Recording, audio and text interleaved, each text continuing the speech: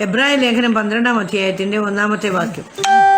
ആകയാൽ നാമും സാക്ഷികളുടെ ഇത്ര വലിയൊരു സമൂഹം നമുക്ക് ചുറ്റും നിൽക്കുന്നത് കൊണ്ട് സകല ഭാരവും മുറുകെ പറ്റുന്ന പാപവും വിട്ട് നമുക്ക് മുമ്പിൽ വെച്ചിരിക്കുന്ന ഓട്ട സ്ഥിരതയോടെ ഓടുക.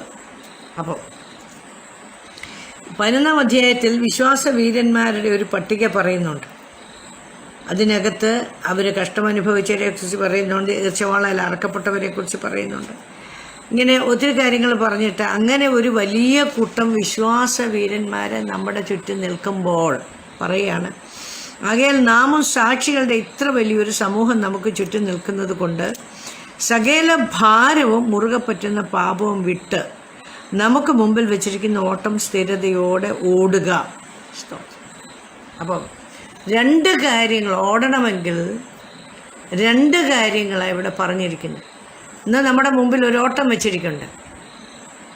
അപ്പോൾ പൗലോസ് പറഞ്ഞു, പിൻപിലുള്ളത് ഞാൻ മറന്നു, മുൻപിലുള്ളത് ആഞ്ഞും കൊണ്ട് ക്രിസ്തുയേശുവിൽ പരമവിളിയുടെ ലാക്കിലേക്ക് ഞാൻ വിരുദിനായി ഓടുക. അപ്പോൾ ക്രിസ്തുയേശുവിൽ പരമവിളിയുടെ വിരുദിന് ഒരു വിളിയുണ്ടായി മനസ്സിലാക്കിയവൻ ആ വിരുദിന് വേണ്ടി ഓടണം, അല്ലേ? അപ്പോൾ ഓടണമെങ്കിൽ ചില കാര്യങ്ങൾ നമ്മൾ വിട്ടെങ്കിലേ പറ്റുള്ളൂ. അതുകൊണ്ട് നമുക്ക് ഓടാൻ പറ്റുകയില്ലെന്നാണ് ദൈവവചനം നമ്മളെ അനുശാസിക്കുന്നത്. 2 കാര്യങ്ങൾ ഇതിനായിട്ട് പ്രധാനമായിട്ട് പറയുന്നുണ്ട്. ഒന്ന്, സകല ഭാരവും മുറുകെ പറ്റുന്ന പാപവും വിടണം. ഇത് രണ്ടും വേറൊരാൾ എടുത്ത് കളയാമെന്നല്ല പറഞ്ഞിരിക്കുന്നത്. നമുക്കെപ്പോഴും മറ്റാരെങ്കിലും വന്ന് നമുക്ക് വേണ്ടി എന്തെങ്കിലും ചെയ്യാനാണ് നമ്മൾ ഇഷ്ടപ്പെടുന്നത്. നമ്മളോടൊരു തൂത് പറഞ്ഞ് നമുക്കല്ല ഒരു ബന്ധനമുണ്ട്, വേറൊരാൾ വന്ന് അത് അഴിച്ചു, അങ്ങനെ ചെയ്യുമ്പോൾ നമ്മളുടെ റോൾ ഇതിനകത്ത് വളരെ കുറവാണ്. പക്ഷേ നമ്മൾ ദൈവവചനം പഠിക്കുമ്പോൾ സത്യത്തിൽ ദൈവം നമ്മളെ ഏൽപ്പിച്ചിരിക്കുന്നത്.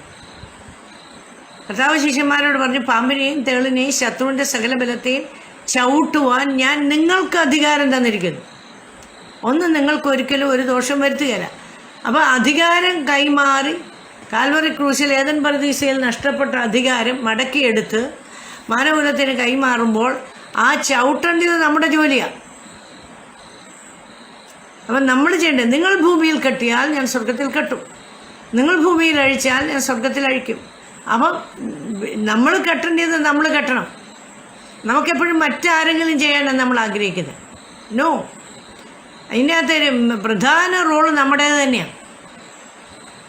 അപ്പോൾ ഇവിടെ വളരെ വ്യക്തമായിട്ട് പറയാണ്, സകല ഭാരവും മുറുകെ പറ്റുന്ന പാപവും വിട്ട്. അപ്പം വിടേണ്ട ആരാ വിടേണ്ടത്? ഒരാൾ വന്ന് നമ്മുടെ തോളയിൽ നിന്നെടുത്ത് മാറ്റുകയല്ല, കളയേണ്ടത് നമ്മൾ കളയണം. അപ്പോൾ ഞാൻ പൗലോസ് ഫിലിപ്പിയർക്ക് എഴുതിയ ലേഖനത്തിൽ പറഞ്ഞു, വിട്ടുപിരിഞ്ഞ് ക്രിസ്തുവിനോട് ചേരുവാൻ ഞാൻ കാംക്ഷിക്കുന്നു, അത് അത്യുത്തമം. എന്നാൽ ജഡത്തിലായിരിക്കുന്നെങ്കിൽ അതെൻ്റെ വേലയ്ക്ക് പ്രയോജനമെങ്കിൽ അത് നിങ്ങളുടെ കൂടെ ആയിരിക്കാൻ എനിക്കിഷ്ടമാണ്. ഇവിടെ നിൽക്കുകയാണെങ്കിൽ വേലയ്ക്ക് പ്രയോജനപ്പെടണം, മറ്റുള്ളവർക്ക് പ്രയോജനപ്പെടണം. അല്ലെങ്കിൽ ഇവിടം വിട്ട് കർത്താവിനോട് ചേരണം. അപ്പോൾ ഇവിടം വിട്ടെങ്കിൽ മാത്രമേ കർത്താവിനോട് ചേരാൻ നമുക്ക് പറ്റുള്ളൂ. അത് ഞാൻ കാംക്ഷിക്കുന്നു, അത് അത്യുത്തമമാണ്. പക്ഷേ ഇവിടെ ആയിരിക്കുന്നെങ്കിൽ നമുക്കൊരു തിരഞ്ഞെടുപ്പുണ്ടെങ്കിൽ, വിളിയുണ്ടെങ്കിൽ, നമ്മുടെ മേലൊരു നിയോഗമുണ്ടെങ്കിൽ നമ്മളിവിടെ നിന്ന് ചെയ്യാമെന്നുള്ളതേ ഉള്ളൂ. അപ്പോൾ വിടേണ്ട 2 കാര്യങ്ങൾ പറഞ്ഞിരിക്കുന്നത്, സകല ഭാരവും. എന്താ ഈ ഭാരം? വസ്തുത ഞാൻ അതിനെക്കുറിച്ചൊന്നും ഇങ്ങനെ കഴിഞ്ഞ നാളുകളിൽ പഠിച്ചപ്പോൾ ഇന്ന് യാദൃശ്യമായിട്ട് ഞാൻ വേറൊരു ഭാഗം ഈ ഇതിനകത്തുനിന്ന് ശുശ്രൂഷിക്കാനായിട്ട് എബ്രായ ലേഖനം 6-ാം അധ്യായം ഞാൻ പകലൊക്കെ വായിച്ചു. പക്ഷേ ഇവിടെ വന്നിരുന്ന് കഴിഞ്ഞപ്പോഴാണ് ഈ 12-ാം അധ്യായത്തിൽ നിന്ന് ദൈവം എന്നോട് സംസാരിക്കുന്നത്. ഞാൻ നിങ്ങളോട് ഇപ്പോൾ സംസാരിക്കുന്നത്. അപ്പം നേരത്തെ എപ്പോഴോ ഞാൻ വായിച്ച ഒരു കാര്യം ഞാൻ മനസ്സിൽ ഓർക്കുന്നു. അൺഫുൾഫിൽഡ് ഡിസയേഴ്സ്, പൂർത്തീകരിക്കപ്പെടാത്ത നമ്മുടെ ആഗ്രഹങ്ങൾ എപ്പോഴും ഒരു ഭാരമായിട്ട് കിടക്കും. മനസ്സിലാവുന്നുണ്ടോ? അപ്പോൾ അത് നമ്മുടെ മനസ്സിൽ എപ്പോഴും ഒരു ബേർഡനാണ്. ഈ റോമാലേഖനം 8-ാം അധ്യായത്തിൽ പറഞ്ഞു, ജഡത്തിൻ്റെ ബലഹീനത കൊണ്ട് ന്യായപ്രമാണത്തിന് കഴിഞ്ഞില്ലേ. ന്യായപ്രമാണത്തിന് കുഴപ്പമൊന്നുമില്ല. പക്ഷെ ജഡത്തിൻ്റെ ബലഹീനത ഒരു പാപമല്ല. ബലഹീനത പക്ഷെ നമ്മളെ പാപത്തിലേക്ക് നയിക്കും. അപ്പോൾ ഈ വീണ്ടെടുക്കപ്പെടാത്ത ഫിസിക്കൽ മാൻ എന്ന് പറയുന്നത് അത് ഈ ഭൂമിയിലുള്ള പഞ്ചേന്ദ്രിയങ്ങൾ പഞ്ചഭൂതങ്ങളുമായിട്ട് സംബന്ധിക്കുന്നത്. അതിനിവിടെ ഉള്ളത് മാത്രമേ അറിയത്തുള്ളൂ. വീണ്ടെടുക്കപ്പെട്ട മനുഷ്യനാണ്, റീക്രിയേറ്റഡ് സ്പിരിറ്റിനാണ് ദൈവത്തെ അറിയാവുന്നത്. അപ്പോൾ അവന് വചനം വേണം, അവന് പ്രാർത്ഥന വേണം, അവന് ആരാധന വേണം. പക്ഷേ പുറമേയുള്ള മനുഷ്യന് ഇതൊന്നും വേണ്ട. അവന് ആഹാരം വേണം, ഉറക്കം വേണം, അവന് മുറിക്കകത്ത് ചൂടാണെങ്കിൽ AC വേണം, യാത്ര ചെയ്യണമെങ്കിൽ വാഹനം വേണം, ഇങ്ങനെയുള്ള പുറമേയുള്ള കാര്യങ്ങൾ അവൻ ആഗ്രഹിക്കും. അപ്പോൾ അങ്ങനെയുള്ള ചില കാര്യങ്ങൾ നമ്മൾ ആഗ്രഹിച്ചിട്ട് നമുക്ക് ലഭിക്കാതെ വരുമ്പോൾ അത് ഒരു ബേർഡനായിട്ടൊരു ഭാരമായിട്ട് കിടക്കും.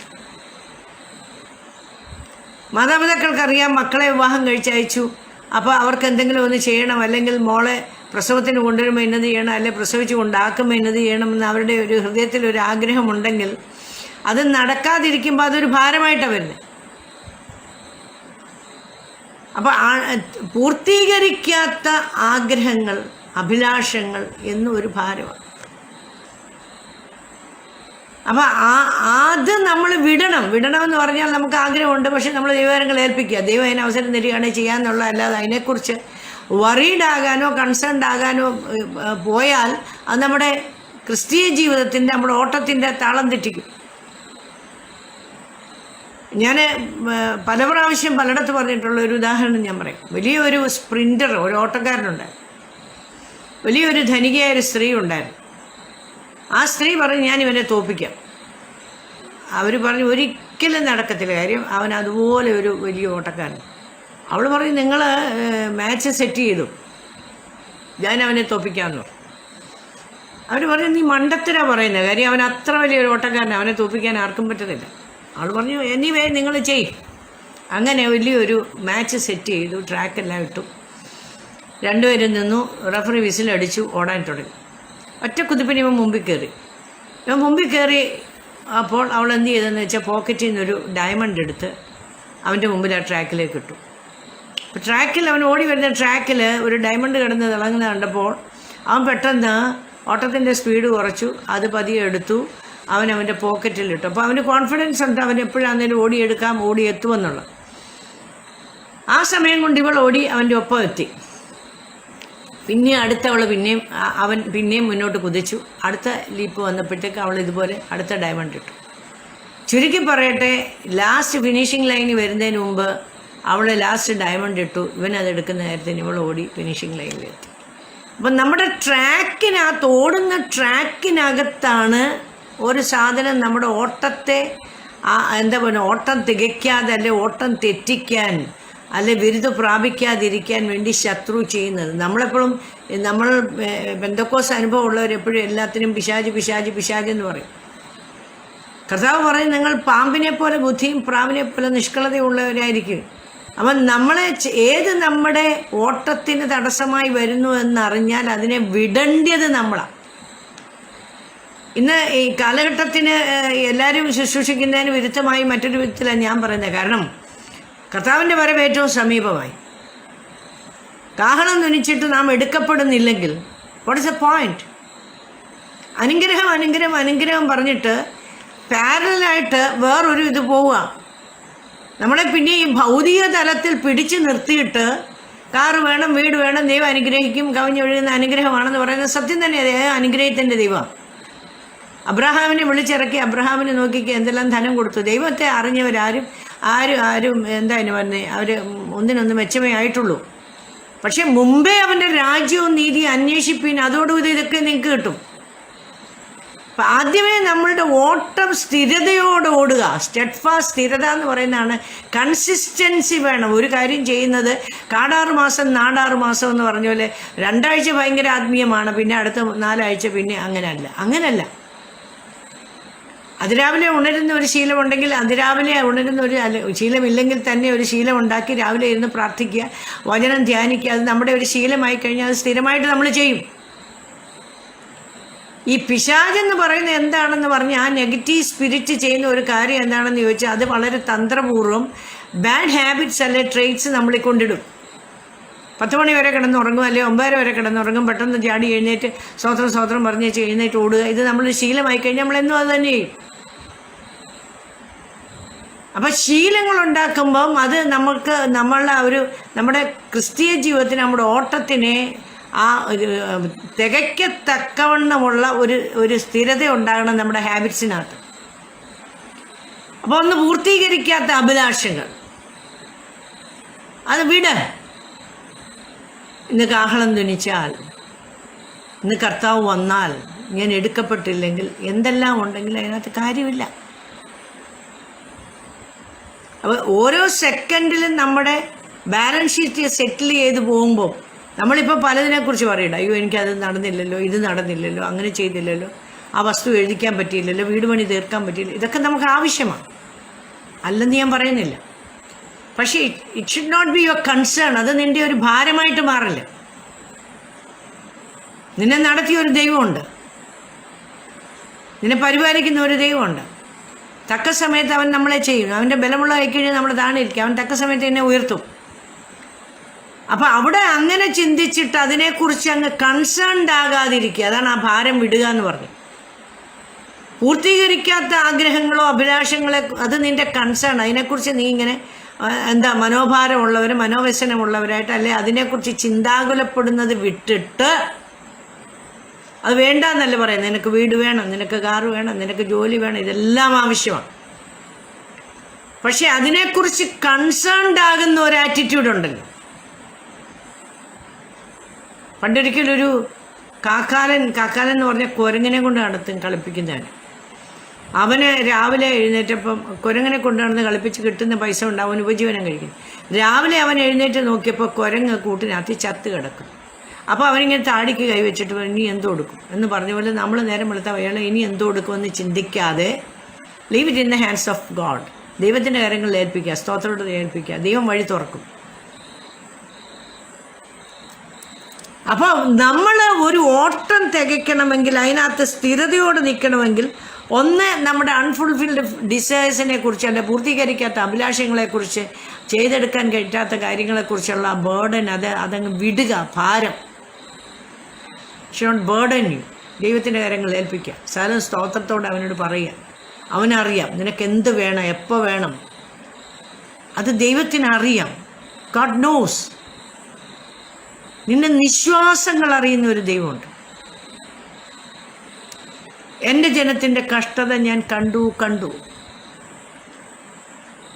അവിടെ നിലവിളി ഞാൻ കേട്ടു. അവിടെ നെടുവീർപ്പുകൾ എൻ്റെ അടുത്തെത്തി. നീ നെടുവീർപ്പിട്ടാൽ അതറിയുന്ന ഒരു ദൈവമുണ്ട്.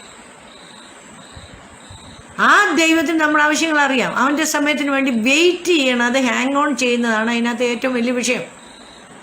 നമ്മൾ ആഗ്രഹിക്കുമ്പോൾ കാര്യങ്ങൾ നടന്നില്ലേ, നമ്മൾ അന്നേരം അപ്സെറ്റ് ആവും.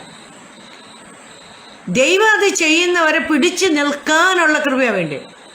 നമ്മളൊരു കാര്യം ആഗ്രഹിക്കുന്നെങ്കിൽ ഒന്നീ രോഗസൗഖ്യമായിരിക്കും, അല്ല സാമ്പത്തിക വിഷയമായിരിക്കും, അല്ലെങ്കിൽ ജോലിയുടെ ഒരു വിഷയമായിരിക്കും. അത് നമ്മൾക്ക് സാധിച്ച് കിട്ടാൻ താമസിക്കുമ്പോൾ അത് നമുക്കൊരു ഭാരമായിട്ടാണ് വരും. ദൈവം തൻ്റെ സമയത്ത് അത് ചെയ്യും. അബ്രഹാമിനോട് തനിക്കൊരു തലമുറ ലഭിക്കുമെന്ന് 75-ാമത്തെ വയസ്സിൽ പറഞ്ഞിട്ട് 100-ാമത്തെ വയസ്സിലാണ് അബ്രഹാമിന് ഒരു തലമുറയെ ദൈവം വാഗ്ദത്ത സന്തതിയെ കൊടുക്കുന്നത്. പക്ഷേ ഇത് ഉൽപ്പത്തി എടുത്ത് പഠിക്കുന്നുണ്ട്. ശരിക്കും 16-ാം അധ്യായത്തിൽ വരുന്നുണ്ട്. അബ്രഹാം ഹാഗാറിനെ സ്വീകരിച്ചു. എന്തുകൊണ്ടാണ്? തലമുറ ഇല്ലെന്നുള്ള ഒരു ഭാരമായതുകൊണ്ട് ഒരു ഓൾട്ടർനേറ്റ് അറേഞ്ച്മെൻറ്റിന് പോയി. ഇങ്ങനെ വരുന്ന ഭാരങ്ങൾ നമ്മളെ എപ്പോഴും ഒരു ഓൾട്ടർനേറ്റ് അറേഞ്ച്മെൻറ്റിലെല്ലാം നമ്മുടെ സ്വന്തം ബുദ്ധിയിൽ ഒരു കാര്യം ചെയ്യാൻ നമ്മളെ കൊണ്ടെത്തിക്കും. അത് ഭയങ്കര ബുദ്ധിമുട്ടിലും ചെന്ന് അവസാനിക്കും. നമ്മൾ ആഗ്രഹിക്കുന്ന സമയത്ത് ഒരു കാര്യം സാധിച്ചില്ലെങ്കിൽ നമ്മളെപ്പോഴും അതിനൊരു മറ്റൊരു പോംവഴി തപ്പും. അതൊരു ഹ്യൂമൻ നേച്ചറാണ്. അപ്പം ദൈവഹിതമില്ലാത്ത വഴികളിൽ പോകും. ആരോടെങ്കിലും കടം മേടിക്കും, അല്ല ആരുടെയും ഇതാവും, ആരുടെയും പാർട്ട്ണർഷിപ്പ് ആവും, അങ്ങനെയാവും ഇങ്ങനെയാവും. ചുരുക്കി പറഞ്ഞാൽ അത് മുമ്പലത്തേലും വലിയ പ്രശ്നമാകും. അത് ദൈവകരങ്ങളിൽ ഏൽപ്പിച്ച് ദൈവത്തിൻ്റെ സമയത്തിന് വേണ്ടി പിടിച്ചു നിൽക്കാൻ കഴിയണം. അപ്പോൾ അത് ഭാരമായി മാറത്തില്ല. ഭാരമാകുമ്പോഴാണ് ഇതെല്ലാം ചെയ്യുന്നത്.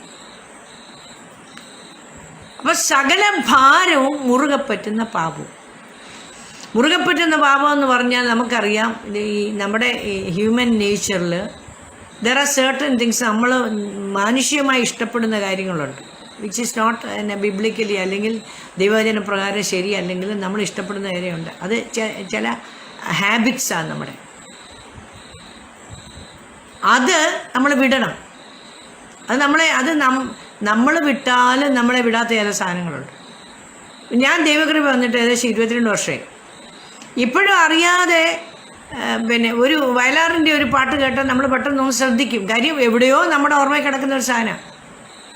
അന്നേരമാണ് നമ്മുടെ കാര്യസ്ഥൻ അവിടെ അകത്തിരുന്നുകൊണ്ട് പറയുന്നത് ഹലോ. മനസ്സിലായോ? കാര്യസ്ഥനായ പരിശുദ്ധാത്മാവിൻ്റെ ഒരു ഗുണം അതാണ്. പെട്ടെന്ന് നമ്മളെ ബോധവൽക്കരിക്കും, പെട്ടെന്ന് നമുക്ക് ഓർമ്മ വരുത്തും. ഇത് നമ്മളെന്തോ ഈ കേൾക്കുന്നത്, നമ്മൾ പണ്ട് കേട്ടത് നമ്മുടെ ഓർമ്മയിലേക്ക് ഇങ്ങോട്ട് വരുമ്പോൾ നമ്മൾ അറിയാതെ ചിലപ്പോൾ കാലം നിങ്ങളെടുത്ത് ചവിട്ടും, അല്ലെ തലയൊന്ന് കുലുക്കും. മനസ്സിലായില്ലേ? അപ്പോഴാണ് പെട്ടെന്ന് അകത്തുനിന്ന് വരുന്നത് ഹലോ എന്താന്ന് ചോദിക്കും. അതോ രക്തം ചെയ്യും നമ്മൾ പറയുന്നത്. അപ്പോൾ നമ്മളെ മുറുകെ പറ്റുന്നെന്ന് പറഞ്ഞ് ക്ലിങ് ചെയ്ത് കിടക്കുന്ന കുറേ ഹാബിറ്റ്സ് ഉണ്ട്, വിച്ച് ഇസ് നോട്ട് ബിബ്ലിക്കൽ. ദൈവവചനം അനുശാസിക്കാത്തതാണ്. പക്ഷേ ഇറ്റ് ഈസ് ഹ്യൂമൻ ഉള്ളി. ഭയങ്കര ഒരു അപരാധമാണ്, കൊലക്കുറ്റം ചെയ്തെന്നല്ല ഞാനീ പറയുന്നത്. ഇറ്റ് ഈസ് സിംപ്ലി ഹ്യൂമൻ, മാനുഷികമല്ലെങ്കിൽ ചുമ്മാ ഇരിക്കുന്ന നമ്മളോട് വാളംപുളി എന്ന് 10 പ്രാവശ്യം ആരെങ്കിലും പറഞ്ഞ് നമ്മുടെ വായിലെന്താ വെള്ളം വരുന്നു? ബിക്കോസ് ആ ശബ്ദം ചെന്ന് നമ്മുടെ തലച്ചോറിനോട് പറയും വാളംപുളി എന്ന് പറയുമ്പോൾ തലച്ചോറ് പറഞ്ഞു കൊടുക്കേണ്ട ഇതാ സാധനം, ആ പുളിയുള്ള ഇച്ചിരി മധുരമുള്ള സാധനം എന്ന് പറയുമ്പോഴത്തേക്ക് സലൈവറി ഗ്ലാൻഡ് പ്രവർത്തിച്ച് കഴിയും. ഇതാ എൻ്റെ പ്രശ്നം. അപ്പം ചിലത് നമ്മുടെ മൈൻഡ്, നമ്മുടെ ബുദ്ധിമണ്ഡലത്തിൽ നമ്മളുടെ ഹാബിറ്റ്സായിട്ട് മാറിയ കുറേ കാര്യങ്ങളുണ്ട് നമ്മൾ ദൈവത്തെ അറിയുന്നതിന് മുമ്പ്. അതെപ്പോഴും നമ്മളെ പിന്തുടരാനും പിൻപറ്റാനും ആഗ്രഹിക്കും. അപ്പം അതിനെ വിടേണ്ടത് നമ്മളാണ്. അതിന് പോകാൻ ഇഷ്ടമില്ല. അതിന് ആ ശീലങ്ങൾ വേണമെങ്കിൽ നടത്തണമെങ്കിൽ അതിനൊരു ഹ്യൂമൻ ബോഡി വേണം. ഒരു ഹ്യൂമൻ ബോഡിയിൽ കൂടെ മാത്രമേ അവൻ്റെ ഇഷ്ടങ്ങൾ നടക്കത്തുള്ളൂ. എന്താ വാസ്തവത്തിൽ ഈ വാർഫെയർ എന്ന് പറയുന്ന ഒരു സ്പിരിച്വൽ വാർഫെയർ എന്ന് പറയുന്ന വിഷയം എന്താ? ഒരു ശരീരം, നമ്മുടെ ശരീരം അവനും വേണം, നമ്മുടെ ശരീരം കർത്താവിനും വേണം, ഇല്ലേ? 2 രാജത്വങ്ങൾ തമ്മിലുള്ള യുദ്ധമായി നടക്കുന്നത്. പൈശാചിക മണ്ഡലം, ആ ദൈവത്തിൻ്റെ ഡിവൈനായിട്ടുള്ളത്. അപ്പോൾ പരിശുദ്ധാത്മാവിന് ദൈവത്തിന് ഉപയോഗിക്കണേ നമ്മുടെ ശരീരം വേണം. ഒരു രോഗിക്ക് വേണ്ടി പ്രാർത്ഥിക്കണമെങ്കിൽ നിൻ്റെ നാവിനെ വേണം. ഒരാളുടെ കഷ്ടപ്പാട് കാണണമെങ്കിൽ നിൻ്റെ കണ്ണ് വേണം. ഒരാളുടെ മേൽ കൈ വെക്കണമെങ്കിൽ നിൻ്റെ കൈ വെക്കണം. ഒരു സ്ഥലത്ത് പോയി ഒരാളോട് സുവിശേഷം പറയണമെങ്കിൽ നിന്നെ കർത്താവിന് വേണം. അവനതിനെ വിലയ്ക്ക് വാങ്ങിച്ചു. മറ്റവന് ഈ ശരീരം വേണം. മദ്യപാനത്തിൻ്റെ ആത്മാവിന് ഒരാൾ മദ്യപിക്കണമെങ്കിൽ അവൻ്റെ ശരീരം വേണം, ഒരു മനുഷ്യൻ്റെ ശരീരം വേണം. ദൂഷണം പറയണമെങ്കിൽ ഒരാളുടെ നാവ് വേണം. അയോഗ്യമായ കാര്യങ്ങൾ ചെയ്യണമെങ്കിലും ഒരു മനുഷ്യ ശരീരം വേണം. അപ്പോൾ ഈ ശരീരത്തിന് വേണ്ടിയാണ് രണ്ടും ഫൈറ്റ് ചെയ്യുമ്പോൾ നമ്മളിലുള്ള ദുശീലങ്ങൾ നമ്മളെ വിട്ടുപോകാൻ മടിക്കും. കാരണം അതിനിവിടെ പറ്റിക്കൂടിയെങ്കിൽ അവൻ്റെ കാര്യം നടക്കത്തുള്ളൂ. അപ്പോൾ അതിനെ വിടുക എന്ന് പറഞ്ഞ് അതിനെ ചവിട്ടി പുറത്താക്കേണ്ടത് നമ്മളാണ്. എന്തേലും ആരെക്കുറിച്ചാലും ഒരു അഭിപ്രായം പറഞ്ഞ് നമുക്കൊരു ശീലമാണെങ്കിൽ എന്തേലും ആരെക്കുറിച്ചാലും പറയുമ്പോൾ നമ്മൾ ചാടിക്കയറി ഒരു അഭിപ്രായം പറയും. നമ്മളോട് ആര് പറഞ്ഞ അഭിപ്രായം പറയും? വിധിക്കപ്പെടാതിരിക്കാൻ വിധിക്കരുത്. നമ്മൾ ആരെയും വിധിക്കാൻ നമ്മളെ ഏൽപ്പിച്ചിട്ടില്ല. പക്ഷെ നമ്മൾ അറിയാതെ അങ്ങ് വരും. അത് നമ്മുടെ ഒരു ശീലമാണ്. വാട്സാപ്പിൽ ആരെക്കുറിച്ചാലും ഒരു വഷളത്വം ഒരു സാധനം ഇട്ട് കഴിഞ്ഞാൽ അത് 10 പേർക്ക് നമ്മൾ ഫോർവേഡ് ചെയ്യുന്നത് എന്തിനാണ്? ഈ എഴുതിയവനും അയച്ചവനെ പോലെ അതിലും വലിയ തെറ്റല്ലേ നമ്മളിത് ഫോർവേഡ് ചെയ്യുമ്പോൾ ചെയ്യുന്നു, അല്ലേ? അപ്പം തന്നെ ഡിലീറ്റ് ചെയ്ത് വെച്ച് മേലാൽ ഇത്ര സാധനങ്ങൾ എനിക്ക് ഇടരുതെന്ന് പറയാനുള്ള ഗട്ട്സ് നിനക്കുണ്ടെങ്കിലേ പറ്റത്തുള്ളൂ. ആത്മീയ വർധനവ് വരുത്താത്ത ഒരു കാര്യവും നമ്മൾ ചെയ്തിട്ട് കാര്യമില്ല, മറ്റൊരാളെ കേൾപ്പിച്ചിട്ടും കാര്യമില്ല.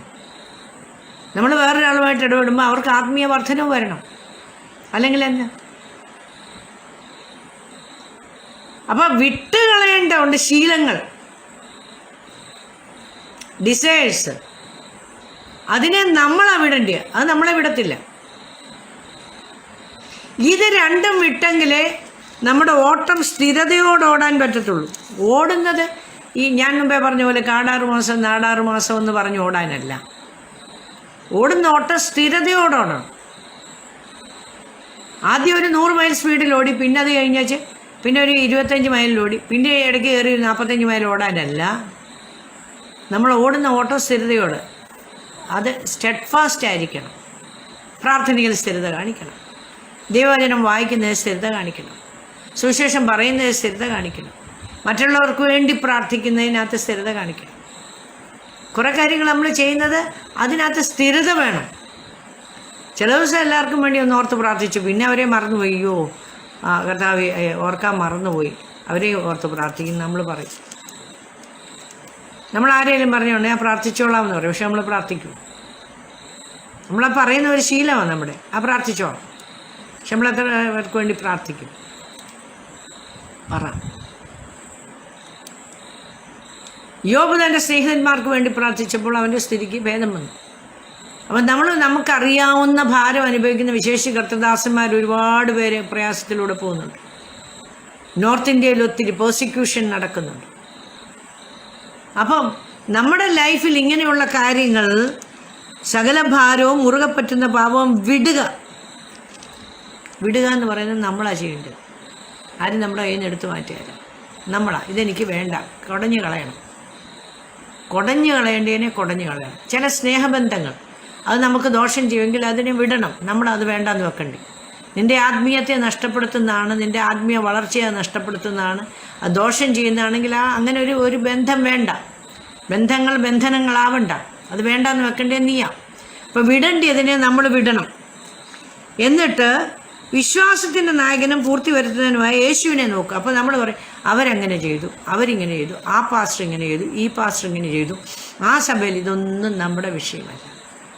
Author and finisher of the race, പൂർത്തി വരുത്തുന്നവനെ നോക്കുക.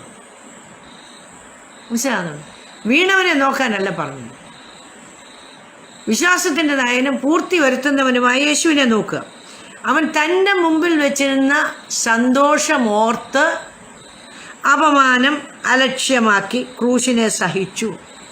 അപ്പം ഇന്ന് നമ്മൾ ഇതൊക്കെ സഹിക്കണമെങ്കിൽ, ഇന്ന് അപമാനമുള്ളത് അലക്ഷ്യമാക്കണമെങ്കിൽ, നമ്മളെക്കുറിച്ച് സകല തിന്മയും കളവായി പറയുന്നത് അലക്ഷ്യമാക്കണമെങ്കിൽ എങ്ങനെ ചെയ്യാൻ പറ്റുന്നത്? മുമ്പിൽ വെച്ചിരിക്കുന്ന സന്തോഷമോർത്തെങ്കിൽ മാത്രമേ ഇതിനെ അലക്ഷ്യമാക്കാൻ പറ്റുള്ളൂ. അല്ലെ ഇതിൻ്റെ അറ്റത്ത് കയറി പിടിക്കും. നമ്മുടെ ആഗ്രഹങ്ങൾ സാധിച്ചില്ല, നമ്മുടെ കൊച്ചു കൊച്ചു ഇഷ്ടങ്ങൾ നടക്കണം എന്ന് പറയുമ്പം നമ്മൾ നഷ്ടപ്പെടുത്തുന്ന എന്താണെന്നൊന്ന് ഓർത്ത് നോക്കിക്കും. മുമ്പിൽ വെച്ചിരിക്കുന്ന സന്തോഷമോർത്ത് അവൻ അപമാനം അലക്ഷ്യമാക്കി ക്രൂശിനെ സഹിച്ചു, ദൈവസിംഹാസനത്തിൻ്റെ വലത്തുഭാഗത്തിരിക്കുകയും ചെയ്തു. നിങ്ങളുടെ ഉള്ളിൽ ക്ഷീണിച്ചു മടുക്കാതിരിപ്പാൻ. എവിടെയായി പ്രശ്നം വരുന്നത്? നമ്മൾ വലിയ കാര്യം പറയുമ്പോൾ അപ്പോൾ ഉള്ളിൽ എന്താണെന്നുള്ളത്, പുറമേ നമ്മൾ ചിരിക്കുമായിരിക്കും, സംസാരിക്കുമായിരിക്കും, കൈ കൊടുക്കുമായിരിക്കും, സാരമില്ല നമ്മൾ പറയായിരിക്കും. പക്ഷെ ഉള്ളിൽ ക്ഷീണിച്ച് കഴിഞ്ഞാൽ എന്താ സംഭവിക്കുന്നത്? ക്ഷീണിച്ച് കഴിയുമ്പോൾ എന്ത് സംഭവിക്കും? ഉള്ളിൽ ക്ഷീണിച്ച് കഴിഞ്ഞാൽ മടുപ്പ് വരും. കണ്ടോ? ഉള്ളിൽ ക്ഷീണിച്ച് അടുക്കാതിരിപ്പാൻ പാപികളാൽ തനിക്ക് നേരിട്ട ഇങ്ങനെയുള്ള വിരോധം സഹിച്ചവനെ ധ്യാനിച്ചു. നമ്മൾ ഉള്ളിൽ ക്ഷീണിക്കാതിരിക്കുക. നമ്മൾ സാരമില്ല, അവരങ്ങനെ പറഞ്ഞോട്ടെ, സാരമില്ല, ദൈവം അനുഗ്രഹിച്ചെന്ന് പറയുമ്പോൾ ഉള്ളിലൊരു മുറിവ് കിടക്കും. എന്നാലും അങ്ങനെ പറഞ്ഞല്ലോ, ഞാൻ അവരുടെ ആവശ്യത്തിനൊക്കെ ചെയ്താണല്ലോ, അവരുടെ പുറകെ ഒത്തിരി ഓടിയതാണല്ലോ, അപ്പോൾ അവരങ്ങനെ ചെയ്യുന്നു. ഉള്ളിൽ ഇന്ന് ഞാനിപ്പോൾ ഇത് അവസാനിപ്പിക്കും. 10-ാം ദിവസം പറഞ്ഞു എന്നൊക്കെ പറഞ്ഞു, പിന്നെ എന്നാലും ഒരു മര്യാദയില്ലേ. അപ്പോൾ ഉള്ളിൽ ക്ഷീണിച്ച് കൊടുക്കുക എന്ന് പറയുമ്പോൾ സത്യത്തിൽ നമ്മുടെ ഉള്ളിൽ ഇന്ന് ചില മുറിവുകളുണ്ട്. അതിനൊരു ഹീലിംഗ് നമുക്ക് വേണം, ഒരു ഇന്നർ ഹീലിംഗ് നമുക്ക് വേണം. ഈ രാത്രി നമ്മളെ നിന്ദിച്ചവരെ, നമ്മളെ അവഗണിച്ചവരെ, നമ്മളെക്കുറിച്ച് ദോഷം പറഞ്ഞവർ, അല്ലെ നമ്മൾ പ്രതീക്ഷിച്ച സ്ഥാനത്ത് നമ്മൾ സഹായിക്കാനവർ, അങ്ങനെ കുറേ കാര്യങ്ങൾ നമ്മുടെ ഉള്ളിൽ കിടപ്പുണ്ട്. അത് നമുക്കിന്നൊരു ഹീലിംഗ് വേണം. ഉള്ളിൽ നിന്ന് അതെല്ലാം എടുത്ത് കളയണം. കർത്താവ് നമ്മളോട് ക്ഷമിച്ചതുപോലെ അവരോട് ക്ഷമിക്കാൻ നമുക്ക് കഴിയണം. കർത്താവ് എനിക്കിനി അത് വേണ്ട. ഇവനെപ്പോഴും ഇത് കൊണ്ടുവന്നിട്ട് നമ്മളെ ഇങ്ങനെ കുത്തുമ്പോൾ അതിനകത്തുനിന്ന് ചോരക്ക് ഇനിയും അത് വേണ്ട. എനിക്ക് വേണ്ട. ആ കാര്യം നമ്മുടെ ഓർമ്മയിൽ നിന്ന് മാഞ്ഞു പോകണം. ഇന്ന് രാത്രി നമുക്കൊരു ഇന്നർ ഹീലിംഗ് വേണം, ആന്തരികമായ ഒരു സൗഖ്യം. പുറമേയുള്ള സൗഖ്യത്തിന് അപ്പുറമായിട്ട് നമ്മളെ മുറിവേൽപ്പിച്ചവരുണ്ട്, നമ്മളെക്കുറിച്ച് ദോഷം പറഞ്ഞവരുണ്ട്, നമ്മളോട് ദോഷം ചെയ്തവരുണ്ട്. ആയിക്കോട്ടെ, സാരമില്ല. കർത്താവേ, അങ്ങ് എന്നോട് ക്ഷമിച്ചതുപോലെ ഞാൻ അവരോട് ക്ഷമിക്കുക. ആ ഓർമ്മകൾ എൻ്റെ മനസ്സിൽ നിന്ന് പോകണം. നമ്മൾ ക്ഷമിച്ചെന്ന് പറഞ്ഞാലും നമുക്ക് മറക്കാൻ പറ്റത്തില്ല. അതാ ഒരു പ്രശ്നം. പലതും നമ്മൾ ക്ഷമിച്ചെന്ന് നമ്മൾ പറയും, പക്ഷേ നമ്മൾക്ക് മറക്കാൻ പറ്റും. നമുക്കത് മറക്കണം. അങ്ങനെ ഒരു എപ്പിസോഡ് ഇല്ല. ആ ചാപ്റ്റർ ക്ലോസ് ചെയ്യുക. അത് നമുക്ക് ഇന്ന് രാത്രി, ഈ രാത്രി പർദീസയിലേക്കുള്ള പാത, നിത്യതയെ നമ്മൾ എത്തണമെങ്കിൽ ഇങ്ങനെയുള്ള ഒന്നും നമുക്ക് വെച്ചുകൊണ്ടിരിക്കാനൊക്കത്തില്ല. നമുക്ക് സത്യത്തിൽ ഗലാത്യ ലേഖനമൊക്കെ എടുത്ത് പഠിക്കുകയാണെങ്കിൽ, ഞാനൊന്നും എടുക്കുന്നില്ല, എടുക്കാനൊന്നും സമയമില്ല, എടുത്ത് പഠിക്കുകയാണെങ്കിൽ ഇതൊന്നും നമ്മുടെ ഹൃദയത്തിൽ ഉണ്ടാകാനൊക്കത്തില്ല. എൻ്റെ 5-ാം അധ്യായം പറഞ്ഞ് ക്രിസ്തുവേശനുള്ള ജഡത്തെ എൻ്റെ രാഗമോഹങ്ങളോടുകൂടെ ക്രൂശിക്കണം. അപ്പോൾ അതിനകത്ത് ഇനി ഒന്നുമില്ല, ഒരു വികാരങ്ങളുമില്ല. ഈ സ്നാനം എന്ന് പറയുന്നത് വാസ്തവത്തിൽ എന്താ, ഒരു മരണമാണ്. നമ്മൾ ജീവിച്ചിരിക്കെ തന്നെ മരിച്ചവരെ പോലെ നമുക്കപ്പോൾ പിന്നെ ഇതിലൊന്നും നമ്മുടെ ഹൃദയത്തിലോട്ട് വരത്തില്ല. അപ്പോൾ ഗലാത്യ ലേഖനത്തിൻ്റെ 5-ാം അധ്യായത്തിൽ പറയുന്നുണ്ടോ, ജഡത്തിൻ്റെ പ്രവൃത്തികളോ ദുർനടപ്പ്, അശുദ്ധി, ദുഷ്കാമം, വിഗ്രഹാരാധന, ആവിചാരം, പക, പിണക്കം, ജാരശിങ്ക, ക്രോധം, ശാഠ്യം, ദ്വന്ദ്വപക്ഷം, ഭിന്നത, അസൂയ, മദ്യപാനം, വെറുക്കൂത്ത് മുതലായ. കണ്ടോ? അപ്പോൾ ഒരു പക, പിണക്കം ഒന്നും പറ്റത്തില്ല. ഇന്ന് നമുക്കൊരു ഹീലിംഗ് വേണം. നിത്യതയിലേക്ക്, പർദീസയിലേക്കുള്ള പാത. അവിടെ ഇതൊന്നുമില്ല. ഇങ്ങനത്തെ എല്ലാ ലഗേജ് ഉപേക്ഷിക്കണം. നമ്മൾ വെറുതെ കൊണ്ടു നടക്കുന്ന കുറേ ലഗേജുണ്ട്. അത് നമ്മുടെ ഓട്ടത്തിന് തടസ്സം ചെയ്യും. നമ്മുടെ ഓട്ടം സ്ഥിരതയോടാണെങ്കിൽ നമുക്ക് വാസ്തവത്തിൽ വിട്ടുകളയണം. പറ്റിച്ചേരേണ്ടതിനോട് നമ്മൾ പറ്റിച്ചേരണം. രാത്രി നമുക്ക് നമ്മളെ ഒന്ന് ഏൽപ്പിച്ചു കൊടുക്കണം. ഞാൻ വാസ്തവത്തിൽ ഈ അധ്യായം മുഴുവൻ എടുക്കണമെന്ന് ഞാൻ മനസ്സിൽ വിചാരിച്ചു, പക്ഷേ അതിന് സമയമില്ല. മനസ്സിലായില്ല? അതുകൊണ്ട് ഞാൻ പറയുന്നത് ഈ രാത്രി പ്രധാനപ്പെട്ട വിഷയം, അങ്ങനെ കയറി വന്ന ദൂതായതുകൊണ്ട് ഞാൻ പറയാം, നമ്മുടെ ഉള്ളിൽ വാസ്തവത്തിൽ ക്ഷീണിച്ച് മടുത്ത് നമ്മൾ ഇങ്ങനെയുള്ള കാര്യങ്ങൾ വന്നത്, ആ അപമാനത്തെ അലക്ഷ്യമാക്കി നമുക്ക് പാപികളെ തനിക്ക് നേരിട്ട് ഇങ്ങനെയുള്ള വിരോധം സഹിച്ചവനെ ധ്യാനിച്ചു. ദൈവത്തിൻ്റെ പുത്രൻ ഓപനകുമാരൻ ഭൂമിയിലോട്ട് വന്നിട്ട് അവൻ എന്തെല്ലാം സഹിച്ചു, ഇല്ലേ? അപ്പോൾ കർത്താവ് തകർക്കപ്പെട്ടുകൊണ്ടല്ലേ നമ്മൾക്ക് നിത്യത. അപ്പോൾ ക്രിസ്തു നിമിത്തം നമുക്ക് ചിലയിടത്ത് മണ്ടന്മാരാകാൻ പറ്റത്തില്ല, ഇല്ലേ? ഞങ്ങളിൽ മരണവും നിങ്ങളിൽ ജീവനും. നമ്മളൊരു മരണം സംഭവിക്കണം, എങ്കിലും മറ്റുള്ളവരിലേക്ക് ജീവൻ പകരാൻ നമുക്ക് പറ്റത്തില്ല. പക്ഷേ പൗലോസ് പറഞ്ഞു, ക്രിസ്തു നിമിത്തം ഞങ്ങൾ മണ്ടന്മാർ. ചിലത്ത് മണ്ടരാകാനൊരു കൃപ വേണം. നമുക്ക് മണ്ടരാകാം, അതിനൊരു കൃപ വേണം, ഇല്ലേ? ഞാൻ പണ്ട് എപ്പോഴും പറയുന്ന ഒരു സന്യാസിയുടെ കഥയുണ്ട്. അതൊന്നുകൂടെ ഒന്ന് പറയാൻ ഞാൻ. ആ സന്യാസി ഒരു ഗ്രാമത്തിൽ താമസിക്കുമ്പോഴത്തേക്കും പറയും, സന്യാസി നിങ്ങളൊരു ഭയങ്കര മനുഷ്യനാണ്, അങ്ങനെയാണെന്ന്. അപ്പോൾ പുള്ളി പറഞ്ഞു, ആമാ അപ്പടിയാ. കുറച്ച് കഴിഞ്ഞാൽ ഒരു പെൺകുട്ടിയുടെ കൂടെ താമസിക്കാൻ വന്നപ്പോൾ അവർ പറഞ്ഞു, സന്യാസി ഇതേ നിങ്ങളെക്കുറിച്ച് ഇങ്ങനെയൊക്കെ നാട്ടുകാർ പറയുന്നത്, നിങ്ങൾ ഭയങ്കര സാധനമാണ്. പുള്ളി പറഞ്ഞു, ആമാ അപ്പടിയാ. കുറെ കഴിഞ്ഞപ്പോൾ അവർക്ക് മനസ്സിലായി സന്യാസിയുടെ പെങ്ങളുടെ മകളാണ്, പെങ്ങൾ മരിച്ചു പോയപ്പോൾ ഈ കുട്ടി വിടുക. അപ്പോൾ അവർ പറഞ്ഞു, അയ്യോ സന്യാസി അങ്ങനെ. പുള്ളി ചോദിച്ചാൽ ആമാ അപ്പടിയാ. കണ്ടോ? അപ്പോൾ ആരെന്ത് പറഞ്ഞാലും ആമാ അപ്പടിയാ പറയാൻ നമുക്ക് പറ്റണം. ഇതൊക്കെ നമ്മുടെ ക്രിസ്തീയ ജീവിതത്തിൽ നമ്മുടെ ഓട്ട സ്ഥിരതയോടെ ഓടണമെങ്കിൽ, നമ്മുടെ ഫിനിഷിംഗ് പോയിന്റിൽ എത്തണമെങ്കിൽ, നമ്മുടെ ട്രാക്ക് തെറ്റാതിരിക്കണമെങ്കിൽ നമുക്ക് ദൈവങ്ങൾ നമ്മളെ ഒന്ന് ഏൽപ്പിച്ചു കൊടുക്കാം. ഇന്ന് ആരോടെങ്കിലും ഒന്ന് നമ്മൾ ക്ഷമിച്ചെന്നെല്ലാം പറഞ്ഞു, പക്ഷേ ഒരു മുറിവായിട്ട് കിടക്കുന്നെങ്കിൽ കർത്താവേ ആ ഓർമ്മകൾ എൻ്റെ മനസ്സിൽ നിന്ന് മാറ്റിത്തരണം. എനിക്കൊരു ഹീലിംഗ് ആവശ്യമാണ്. എന്നെ മുറിവേൽപ്പിച്ചവരുണ്ട്, ആ മുറിവ് എനിക്കിന്ന് ഹീലാകണം. യേശുവിൻ്റെ രക്തം കൊണ്ട് അത് ഹീലായി. ആ എപ്പിസോഡ് എൻ്റെ മനസ്സിൽ നിന്ന് മാറിപ്പോകും. അവരെക്കുറിച്ച് ചിന്തിക്കാൻ പോലും അവരെ ഞാൻ അനുഗ്രഹിക്കുന്ന കർത്താവേ, ഈ രാത്രി നമുക്കൊന്ന് ഏൽപ്പിച്ചു കൊടുക്കാം. നമുക്ക് വിശ്വാസത്തിൻ്റെ നായകനും പൂർത്തി വരുത്തുന്നവനും യേശുവിനെ നോക്കാം.